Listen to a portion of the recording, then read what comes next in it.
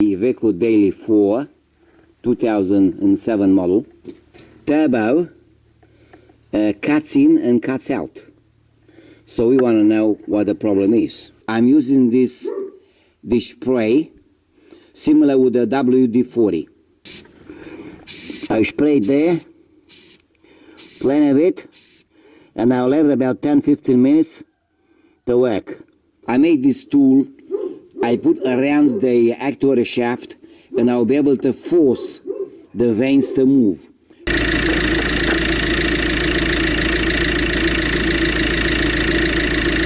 Here is a vacuum rubber tube which comes from the HPI valve.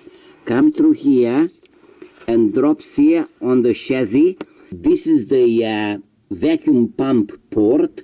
From there the vacuum line is connected, comes in top of the fan clutch, comes around here and to a T-piece. The thicker line goes to the brake booster, and on this T-piece the smaller line goes to the HPI control valve and to the boost control valve on the turbo.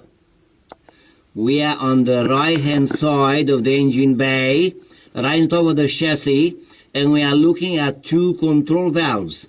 One on the bottom is controlling the turbo boost, controlling the actuator on the turbo, and one on the top is controlling the HPI valve. Both of them got an electrical connection and two vacuum lines.